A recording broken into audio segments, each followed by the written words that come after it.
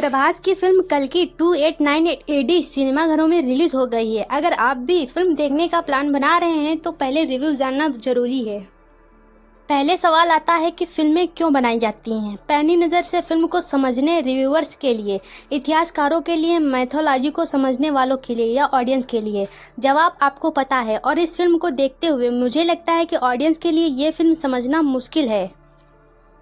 कुछ लोगों ने फिल्म का एनिमेशन और VFX देखकर कहा कि बच्चों को लाना चाहिए था, और कुछ ने कहा कि अगर बेटी को लाते तो आप पूछती पापा यहाँ डांट खाओगे या घर जाकर। फिल्म देखते हुए कई लोगों से पूछा कि समझ आ रही है, तो मुंबई की एक बड़ी पत्रकार ने कहा कि जैसा कि फिल्म में कहा गया कि दुनिया में एक ही साइड होती है खुद की, सेल्फिश बनो और ये फिल्म मत देखो। माना कि फिल्म पर काफ़ी पैसा खर्च हुआ है, स्केल ग्रैंड है, बड़े स्टार्स और VFX अच्छा है, काफ़ी कुछ दांव पर लगा है, पर भाई समझ में भी तो आनी चाहिए। इस फिल्म की कहानी आसानी से समझ नहीं आती। ये कहानी हिंदू पौराणिक कथाओं का मिक्स है।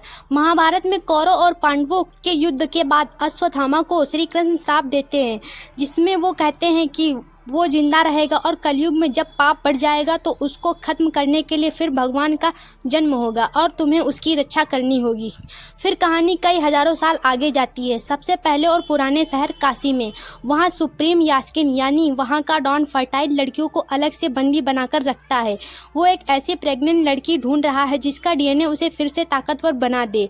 वो बच्चा सुमति यानी दीपिका पादुकोण के गर्भ में पल रहा है। इसके बदले उसे पैसे मिलेंगे जिससे वो यास्किन को कॉम्प्लेक्स में ले जा सके। कहानी में एक कॉम्प्लेक्स का जिक्र है और ये कहानी अपने आप में काफी कॉम्प्लेक्स है। दिमाग पर काफी जोर लगाना पड़ता है तब भी समझ नहीं आती है और ऐसा लगता है जैसे दिमाग में हार्ट अटैक आ जाएगा। शुरू में फिल्म समझ ही नहीं आती है कि क्या हो रहा है और क्यों हो रहा है और ये फिल्म हम क्यों देखने आए हैं।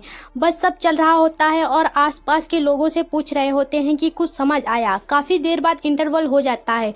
इस बीच शायद आप थोड़ी नींद भी ले लें। इंटरवल के बाद फिल्म थोड़ी बेहतर होती है।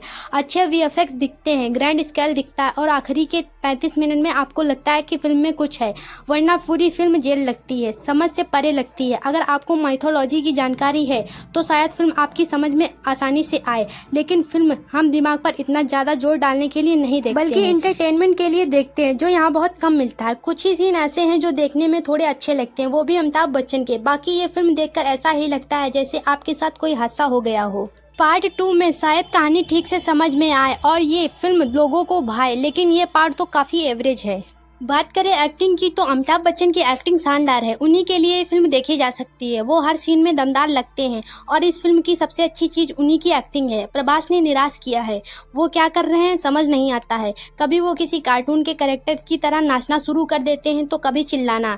ना वो एक्सप्रेशन दे पाए हैं। दीपिका ने ये फिल्म क्यों की ये भी समझ नहीं आया, क्योंकि उनके करने के लिए इसमें कुछ था ही नहीं। इस फिल्म में उन्हें वेस्ट कर दिया गया है। कमल हासन का काम अच्छा है, लेकिन उनके पास करने को ज़्यादा कुछ नहीं था।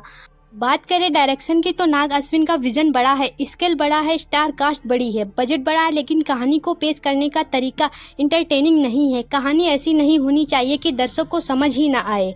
यहाँ ऐसा ही होता है। शुरुआत इतनी खराब है कि आप फिल्म छोड़कर जाने का सोचते हैं। नाग अश्विन का डायरेक्शन एवरेज है। उन्हें फिल्म में और मसाले डालने चाहिए थे, इसे सिंपल बनाना चाहिए था। कुल मिलाकर इस फिल्म को देखकर इंटरटेन होंगे, लेकिन आखिर में वो भी थोड़ा सा। और अगर इसके लिए और अमिताभ बच्चन के लिए आप ये फिल्म देखना चाहें तो देख सकते हैं।